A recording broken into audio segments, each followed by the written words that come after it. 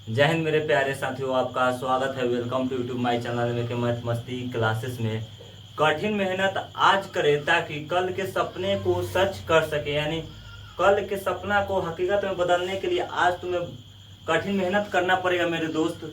कभी गर्मी तो कभी ठंडी तो कभी बरसात, या इस सभी से होकर गुजरोगे तभी तुम्हारा एक दिन अच्छा वक्त आएगा, यानी अच्छा समय आएगा। चलिए, तो हम लोग पढ़ रहे थे टेंस, और टेंस में बता दिए थे कि टेंस को 3 भाग में बांटा गया, प्रेजेंट टेंस, पास्ट टेंस और फ्यूचर टेंस। और उसी में अब प्रेजेंट टेंस के प्रकार होता है, तो प्रेजेंट टेंस को 4 भाग में बांटा गया है, पास्ट टेंस को 4 और फ्यूचर टेंस को 4। ठीक, तो देखिए यहाँ पे है जो टाइप्स ऑफ प्रेजेंट टेंस को 4 भाग में बांटा गया है, जिसमें पहला नाम क्या, प्रेजेंट इंडेफिनिट टेंस। दूसरा होता है प्रेजेंट कंटिन्यूअस टेंस। तीसरा में तुम्हारा होता है प्रेजेंट परफेक्ट टेंस, लेकिन इधर उधर लिख सकते हैं, उसके लिए कोई दिक्कत नहीं है, तो प्रेजेंट परफेक्ट कंटिन्यूअस टेंस भी लिख सकते हैं। और 3 नंबर में चलिए प्रेजेंट परफेक्ट टेंस इसको लिख देते हैं। ठीक, प्रेजेंट परफेक्ट टेंस, ये प्रेजेंट परफेक्ट टेंस हो गया। ठीक है, और 4 नंबर में होता है प्रेजेंट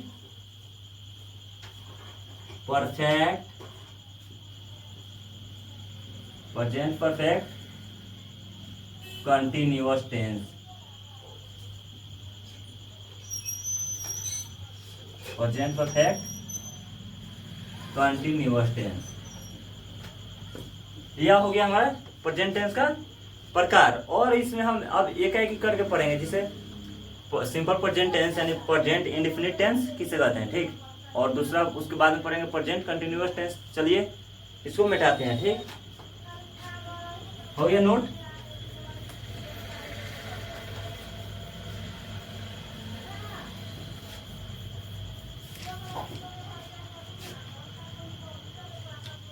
चलिए, तो 1 नंबर में लिखो सर, प्रेजेंट इंडेफिनिट टेंस।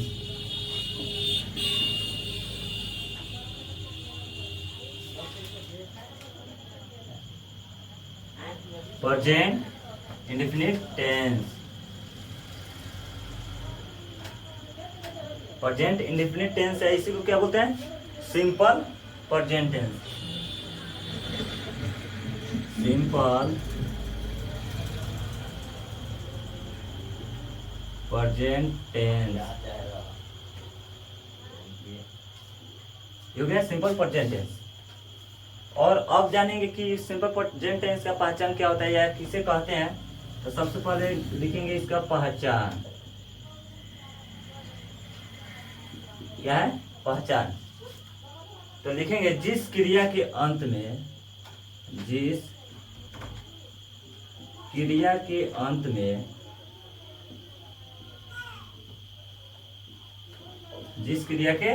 अंत में ता है,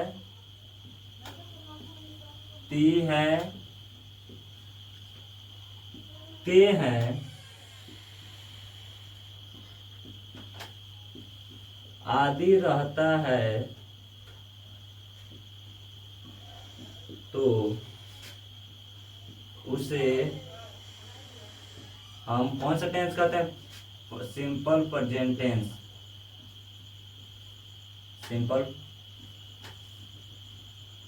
present tense, simple present tense कहते हैं। यह हो गया सिंपल प्रेजेंट टेंस का पहचान। अब देखिए सिंपल प्रेजेंट टेंस का पहचान तो हो गया। अब इसका एग्जांपल, सबसे पहले स्ट्रक्चर देखेंगे। स्ट्रक्चर यानी बनावट, इसको हम संरचना बोलते हैं, या मैथ के रूप में जैसे कोई मैथ बनाने का फॉर्मूला होता है ना, उसी तरह का यह ट्रांसलेशन यानी इंग्लिश बनाने का फॉर्मूला है। सब्जेक्ट प्लस V1 या V5 प्लस ऑब्जेक्ट, यह हो गया प्रेजेंट इंडेफिनिट टेंस यानी सिंपल प्रेजेंट टेंस। ठीक, तो इसका एग्जांपल देखेंगे। इसका एग्जाम्पल कैसे हुआ, तो हमेशा क्रिया के अंत में, जैसे क्रिया किसे कहते हैं, आना जाना, रोना, हंसना, खेलना, कूदना, पीटना, जिसके अंत में ना आ जाए कौन सा क्रिया कहलाएगा आपका, वह सब क्रिया के अंदर आता है और इसे हम मेन वर्ब यानी मुख्य क्रिया के नाम से जानते हैं। ठीक, तो लिखेंगे राम आम खाता है, मैं किताब पढ़ता हूँ। तो देखो दुइये को रहने देते हैं। जैसे हम तुमसे वो पढ़ाए थे कि जिसके अंत में ता है ती है ते है उसे क्या कहते हैं, प्रेजेंट इंडेफिनिट टेंस कहते हैं। तो देखो या इसमें खाना पढ़ना ये सब क्या है, क्रिया है, क्योंकि इसके अंत में ना आ रहा है। तो हम लिखवाए कि पहचान क्रिया के अंत में ता है ती है ते है, अगर आदि रहता है तो उसे कौन सा टेंस कहते हैं, प्रेजेंट इंडेफिनिट टेंस यानी सिंपल प्रेजेंट टेंस कहते हैं। तो इसको इसका स्ट्रक्चर होता है subject plus V1 amplifier plus subject. तो देखो यहाँ सब्जेक्ट क्या है, राम, तो यहाँ इंग्लिश में क्या लिखेंगे, राम, और किसके साथ V1 का प्रयोग होगा, किसके साथ V5 का, यह भी हम बता देंगे। तो राम, और यह थर्ड पर्सन सिंगुलर नंबर रहता है, हम राम के साथ किसका प्रयोग करेंगे, V5 का। तो खाना का क्या होता है, ईट होता है, तो यहाँ लिखेंगे राम ईट्स ए मैंगो। यहाँ हम ये ना लगा के ऐसा भी छोड़ दें तो कोई दिक्कत नहीं है, लेकिन ऐसे लगाने से तुम्हारा पूरा शुद्ध हो गया। राम ईट्स ए मैंगो, मैं किताब पढ़ता हूं, तो मैं का इंग्लिश हो जाएगा आई के साथ हमेशा V1 का प्रयोग करना है। तो V1 यानी पढ़ना का इंग्लिश क्या होता है, रीड। तो यही हो गया तुम्हारा वर्ब का पहला रूप, आई रीड ए। यहाँ पे है मैं किताब पढ़ता हूं, तो क्या होगा, मैं का इंग्लिश होता है आई, और पढ़ना का इंग्लिश क्या होता है, read, I read a book. यह हो गया तुम्हारा सिंपल प्रेजेंट टेंस का। अब इसका निगेटिव सेंटेंस देखेंगे, जब निगेटिव रहेगा तो उसका कैसे बनेगा, उससे पहले हम इतना मिटा देते हैं। ओके,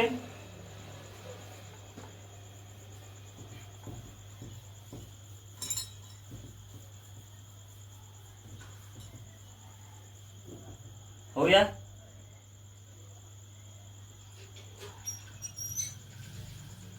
चलिए 2 नंबर इसका पहले निगेटिव सेंटेंस बता देते हैं। निगेटिव सेंटेंस,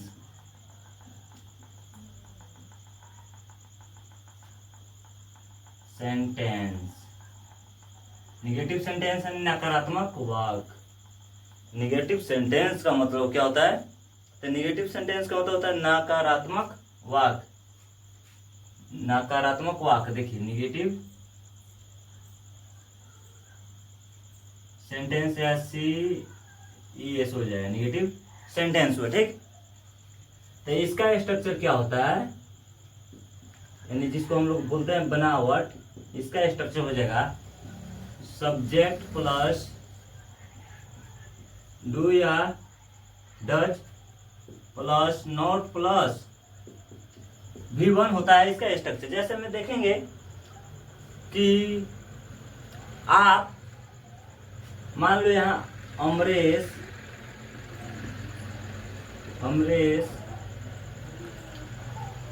घर नहीं जाता है, अमरेश घर नहीं जाता है, तो निगेटिव वर्ड आया कि नहीं, निगेटिव सेंटेंस है। तो यहाँ लिखेंगे अमरेश नहीं, तो डू या डज, तो यहाँ किसका प्रयोग करेंगे, डज का। Amresh does not go to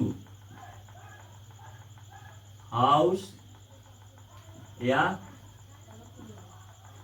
home लिख सकते हैं, यानी इसको इस तरह भी लिख सकते हैं, अमरेश डज है ना, तो इसको एक लगे लिख सकते हैं, तो ये क्या हो जाए, doesn't, Amresh doesn't go to home. आया समझ में, तो ये हो गया निगेटिव सेंटेंस। अब देखेंगे इंट्रोगेटिव सेंटेंस क्या होता है। ठीक, इंट्रोगेटिव सेंटेंस, उससे पहले इसको मिटाते हैं। हो गया, स्क्रीनशॉट ले लो सब। चलिए अब पढ़ेंगे इंट्रोगेटिव सेंटेंस, जिसका हिंदी क्या होता है, प्रश्नवाचक वाक्य। इंट्रोगेटिव सेंटेंस को हिंदी में क्या बोलते हैं, इंट्रोगेटिव सेंटेंस को हिंदी में क्या बताते हैं या क्या बोलते हैं, बोलो सब जल्दी। तो प्रश्नवाचक वाक्य।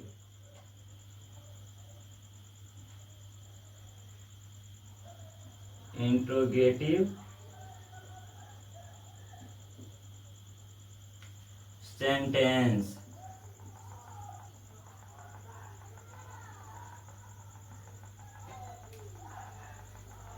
इंट्रोगेटिव सेंटेंस नकारात्मक वाक्य होता है और नकारात्मक कह रहे हैं प्रश्नवाचक वाक्य। तो इसका स्ट्रक्चर क्या होता है, इसमें हेल्पिंग और जो होता है स्ट्रक्चर डू या डज।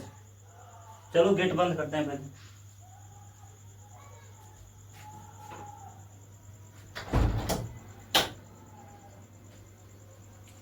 तो डू या does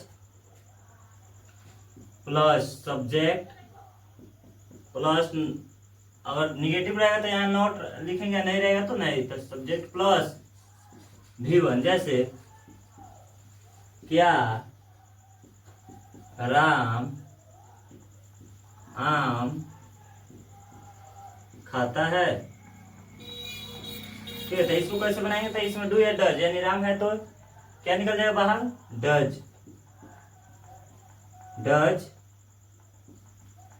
Ram eat a mango, eat a mango, हो गया। Does Ram eat a mango. अगर यही रहता है क्या राम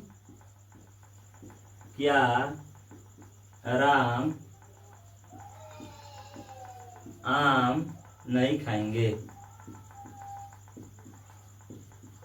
यह टेंस पर आ रहे हैं बेसिक के लिए, ठीक। क्या राम आम नहीं खाएंगे, और इसका मेन क्या होता है, इस सब का मेन होता है तुम्हारा स्ट्रक्चर। यह याद रहेगा तब तुम्हारा ग्रामर तुमसे बनेगा, नहीं तो नहीं।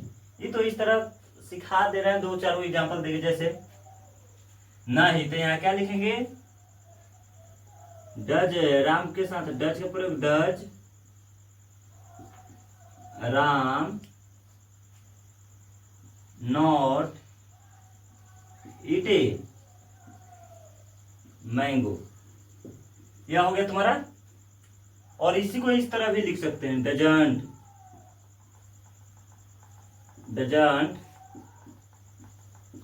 राम ईट ए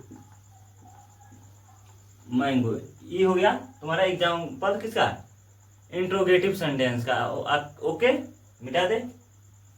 उससे पहले यहां लिख लो सब किसके साथ किसका प्रयोग करना है, यू दे वी आई, इसके साथ किसका प्रयोग करेंगे, हम डू का प्रयोग करेंगे, ठीक। ही सी इट के साथ डज का प्रयोग करेंगे, किसका प्रयोग करेंगे, डज का। आ गया, एनी प्लूरम होगा, हो गया। इसके साथ यू दे वी आई के साथ डू का प्रयोग करना है, और ही सी इट के साथ डज का प्रयोग करेंगे, ठीक है। हेल्पिंग वर्ब में जब कहेगा निगेटिव वर्ड या इंट्रोगेटिव वर्ड या WH वर्ड रहेगा तो, ऐसा समझे। हो गया, इसको मिटा दे। चलो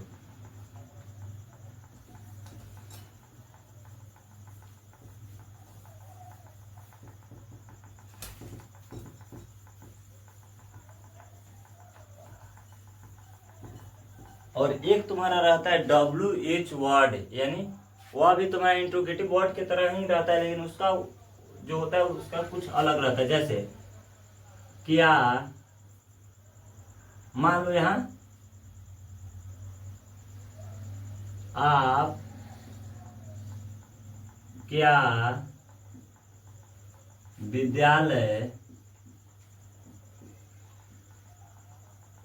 जाते हैं। देखो जब ट्रांसलेशन आ जाए तो वही हम इंग्लिश बोल सकते हैं, क्या आप, यहाँ क्वेश्चन मार्क हो, क्या आप विद्यालय जाते हैं, आप क्या विद्यालय जाते हैं। तो आपका यहाँ जो है क्या, तो इसमें इसका तुम्हारा स्ट्रक्चर क्या हो जाता है, स्ट्रक्चर पहले देख लो। WH वर्ड, ठीक, प्लस सब्जेक्ट प्लस तुम्हारा डू या does plus V1 plus object यानी जो इसके बाद आएगा। हो गया, ये तुम्हारा हो गया। अब देखो जैसे WH वर्ड इसमें क्या है, क्या, यानी क्वेश्चन का बुद्ध किससे हो रहा है, क्या। तो क्या का इंग्लिश क्या होता है, व्हाट। व्हाट और सब्जेक्ट क्या है, तो आप, तो व्हाट यू। और डू या डज का प्रयोग करेंगे तो देखो लिखवाए थे ना, आई वी दे यू के साथ किसका प्रयोग करेंगे, डू का। तो यहाँ लिखेंगे व्हाट यू डू। जाना का होता है गो टू, विद्यालय का इंग्लिश क्या होता है, स्कूल। यह हो गया तुम्हारा WH वर्ड का एग्जाम्पल। चलो हो गया, यहां तक तो हम लोग पढ़ लिए कौन, सिंपल प्रेजेंट टेंस को। अब पढ़ेंगे प्रेजेंट कंटिन्यूअस टेंस। क्या पढ़ेंगे, प्रेजेंट कंटिन्यूअस टेंस। 2 नंबर वाला लिखो, present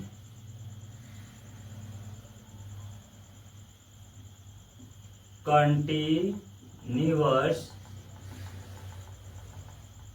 present continuous tense. Present continuous tense. तो इसका पहचानने का जो तरीका है, इसको कैसे हम पहचानेंगे कि कौन कौन सा टेंस है, तो इसको भी पहचानने का तरीका होता है। ठीक है, तो लिखेंगे जिस क्रिया के अंत में, क्रिया के अंत में रहा है, रही है, रहे हैं, रहे हैं, आदि रहता है, रहता है, तो उसे हम प्रेजेंट कंटिन्यूअस टेंस कहते हैं। Present continuous, present continuous tense कहते हैं। तो देखो यह हो गया तुम्हारा प्रेजेंट कंटिन्यूअस टेंस का पहचान, कि उसको हम कैसे पहचानेंगे, प्रेजेंट कंटिन्यूअस टेंस है या परफेक्ट टेंस है या सिंपल प्रेजेंट टेंस है। ठीक है, और इसका स्ट्रक्चर क्या होता है, तो इसका स्ट्रक्चर होता है subject plus is are plus is are am plus V4, यानी इसके साथ V4 यानी V1 प्लस ING होता है, इसके साथ हम V1 प्लस ING का प्रयोग करते हैं, प्लस ऑब्जेक्ट होता है। ठीक, तो ये तुम्हारा हो गया स्ट्रक्चर प्रेजेंट कंटिन्यूअस टेंस का। और इसका एग्जांपल क्या होता है, तो रहा है, रही है, रहे हैं, आदि रहता है, उसे क्या कहते हैं, प्रेजेंट कंटिन्यूअस टेंस कहते हैं। जैसे मैं पढ़ा रहा हूं, मैं क्या कर रहा हूं, पढ़ा रहा हूं। तो यहाँ रहा है आ गया, रहा हूं या रही है, रहे हैं, आदि रहता है, तो उसे क्या कहते हैं, प्रेजेंट कंटिन्यूअस टेंस कहते हैं। जैसे मैं पढ़ा रहा हूं, तो मैं का इंग्लिश क्या होता है, आई। पढ़ाने का इंग्लिश क्या होता है, रीड। तो आई के साथ किसका प्रयोग करेंगे, पहले इज आर या एम, तुम सब बताओ। बोलो अमरेश, आई के साथ किसका प्रयोग करेंगे, एम का। सर तो देखो आई के साथ एम का प्रयोग करेंगे, आई एम। पढ़ने का इंग्लिश रीड होता है, और पढ़ाना का इंग्लिश क्या होता है, टीच, टी।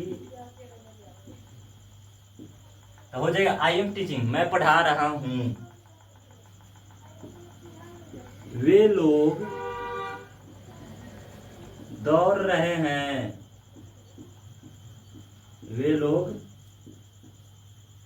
दौड़ रहे हैं। तो वे का इंग्लिश क्या होगा, दे। और दे के साथ आर का, इसका लिखवा देंगे किसके साथ, इज, और किसके साथ आर या किसके साथ एम का प्रयोग होगा। ठीक, तो वे लोग, तो दे आर दौड़ना का इंग्लिश क्या होता है? रन। आईएनजी जोड़ देंगे तो रनिंग, यहाँ रनिंग में तुम्हारा डबल एन हो जाता है, दे आर रनिंग, हो गया। तो यह है तुम्हारा प्रेजेंट कंटिन्यूअस टेंस। चलिए देख लेते हैं इसका निगेटिव सेंटेंस, इंट्रोगेटिव सेंटेंस। मिटा दे।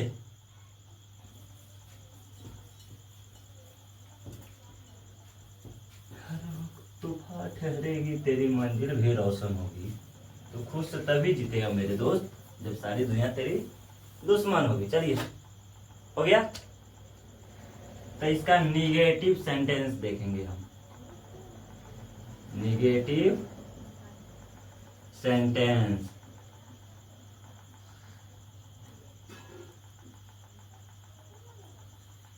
निगेटिव सेंटेंस को हिंदी में क्या बोलते हैं? नकारात्मक वाक्य।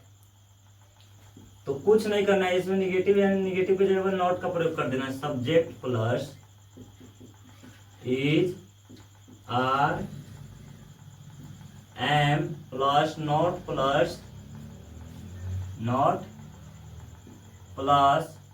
V4 प्लस ऑब्जेक्ट होता है। ठीक है, यह तुम्हारा निगेटिव सेंटेंस का स्ट्रक्चर हो गया। और क्या लिखेंगे यहाँ पे? तो देखिए, जैसे इसका एग्जाम्पल आएगा, मैं किताब नहीं पढ़ रहा हूं। मैं किताब नहीं पढ़ रहा हूं, तो मैं का इंग्लिश क्या होगा? आई के साथ किसका प्रयोग करेंगे? एम, और यहाँ सब्जेक्ट इज आर एम के बाद क्या है? Not I am not. V4, तो पढ़ने का इंग्लिश क्या होता है? रीड। तो V4 क्या हो जाएगा? Reading. I am not reading a book. यह हुआ तुम्हारा निगेटिव सेंटेंस का एग्जाम्पल। आया समझ में? Any programme? चलो तो देख लो किसके साथ ही इज, किसके साथ आर, या किसके साथ एम का प्रयोग होगा। ठीक है, इसको मिटा देते हैं। ही, सी, इट, इसके साथ हम लोग इज का प्रयोग करते हैं। ठीक, वहीं दे, यू भी रहेगा, तो इसके साथ हम किसका प्रयोग करेंगे? आर का। और एक सिर्फ आई है जिसके साथ हम हमेशा एम का प्रयोग करते हैं। चलिए हो गया। चलो अब है इनका, इसका इंट्रोगेटिव सेंटेंस है। उससे पहले हम बताए थे कि इसका जो WH वर्ड होता है, इसको WH वर्ड के अंतर्गत कौन कौन सा आता है, तो यहाँ लिख देते हैं, यहीं पे लिख देते हैं। ठीक है, जैसे वाट, वाट को हिंदी में क्या बोलते हैं? क्या। वेन, वेन यानी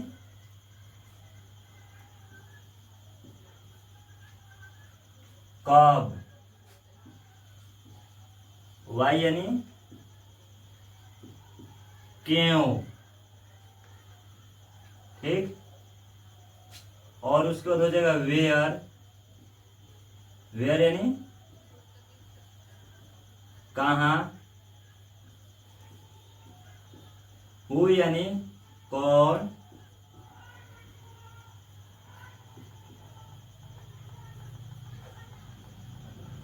और एच, हाउ यानी कैसे। तुम्हारा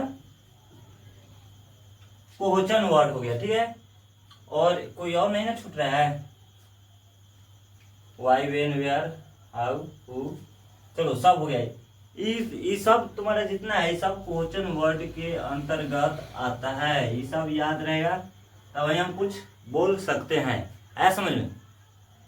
चलिए तब इसका इंट्रोगेटिव सेंटेंस देख लिया जाए। तो अब तुम सब बताओ इंट्रोगेटिव सेंटेंस में क्या होगा? जो ई जा रहे है ना, वो अब बाहर निकल जाएगा। तो देखो इसका इंट्रोगेटिव सेंटेंस, चलो इसको मिटा देते हैं। हो गया है नोट? जी सर।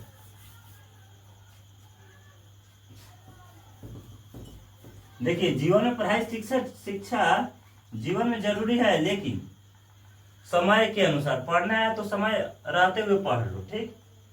जिंदगी में पढ़ने से कोई फायदा नहीं है, क्योंकि हमारे यहाँ जो हमारा देश है, यहाँ कोई बच्चा पूरा जिंदगी बिता देता है पढ़ते पढ़ते, और कोई यहाँ डिग्री खरीद लेता है। तो पढ़ने से अच्छा है कि कमाओ और पैसा गोट करो और डिग्री खरीद लो, और डिग्री खरीदने के बाद तुम आराम से कुछ कर सकता है। हमारे देश के लगभग नेता लोग हैं जिनके पास पढ़े लिखे नहीं है, लेकिन सभी के पास डिग्रियां है। तो क्या जरूरत है पढ़ने का, लेकिन हाँ कम से कम मैट्रिक इंटर होना चाहिए। ग्रेजुएशन तो मान लो, जैसे ग्रेजुएशन करना इतना महत्वपूर्ण होता है जितना मरने के बाद 13वां करना जरूरी रहता है सिर्फ आत्मा के शांति के लिए, उसी तरह इंटर बाद ग्रेजुएशन करना सिर्फ आत्मा के शांति के लिए किया जाता है ग्रेजुएशन, ठीक। खाली क्या किया है बउआ, तो ग्रेजुएशन किया है, भले ग्रेजुएशन में कुछ पढ़ाई हो या ना हो उससे कोई फर्क नहीं पड़ता है, ठीक है। लोग सिर्फ डिग्री के लिए यानी बीए करता है। बीए का फुल फॉर्म देखा जाए तो बीए का फुल फॉर्म क्या हो जाएगा, बीए का फुल फॉर्म बीए का फुल फॉर्म बियाह ऑफ असिस्टेंस, ऐसा समझे, यह होता है बीए का फुल फॉर्म। चलो तो इसका इंट्रोगेटिव सेंटेंस देखते हैं।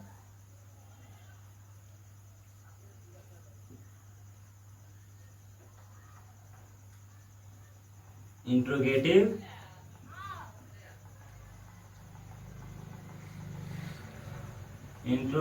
सेंटेंस, यह हो गया तुम्हारा इंट्रोगेटिव सेंटेंस। और इसका स्ट्रक्चर क्या होता था, इसमें तुम्हारा जो स्ट्रक्चर होता है इज आर एम, क्या होगा, बाहर निकल जाए, ठीक है।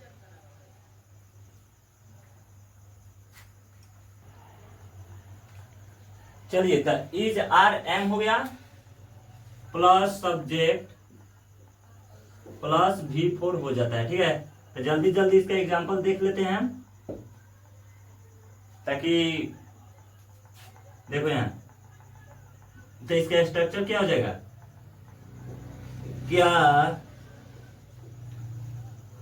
अमित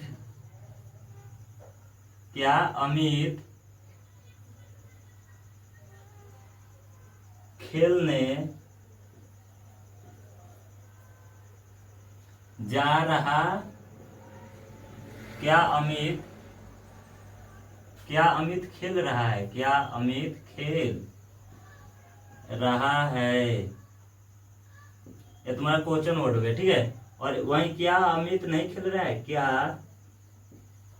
अमित नहीं खेल रहा है, तो कुछ नहीं करना है, यहाँ नोट लगा देना है, खेल रहा है।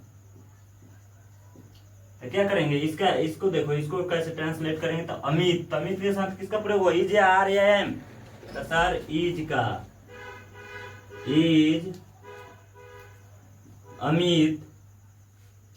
इज अमित खेलने का क्या होता है, प्ले, तो V4 क्या हो जाएगा, प्लेइंग, यानी इज अमित प्लेइंग। और कह रहे क्या अमित नहीं खेल रहा है, तो कुछ नहीं करना, नॉट का प्रयोग कर देना है, is Amit not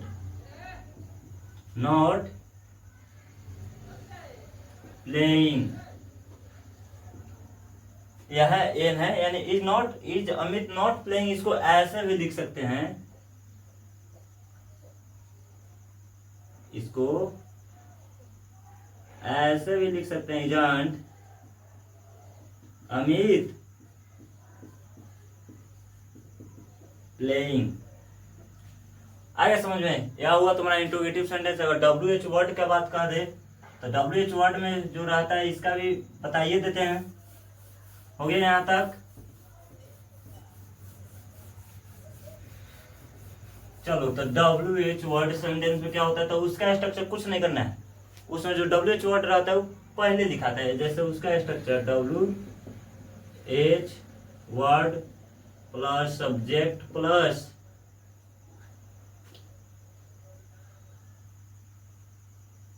who is the capital of Bihar के अंतर्गत आता है, ठीक है।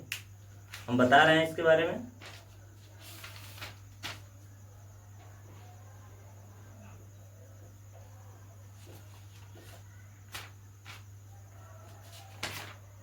देखो जैसे WH plus is RM plus subject plus V4 होता है, ठीक है। जैसे क्या तुम खा रहे हो, क्या तुम खा रहे हो, तब नहीं, इसका इंग्लिश क्या हो जाए, तुम, कुछ नहीं करना, तुम क्या खा रहे हो, तो क्या का इंग्लिश क्या हो जाएगा, वाट, और तुम है तो what are you eating, what are you eating, यानी तुम क्या खा रहे हो। वाट क्या का इंग्लिश क्या होता है, वाट इज, और यहाँ सब्जेक्ट यू है, तुम का इंग्लिश यू होता है, तो यू के साथ किसे प्रयोग करेंगे, आर, और खाना क्या है, इंग्लिश ईट होता है, तो इसका बिफोर क्या हो जाएगा, ईटिंग, यानी व्हाट आर यू ईटिंग। चलिए आप सभी को थैंक यू, थैंक्स मेरे स्टूडेंट्स।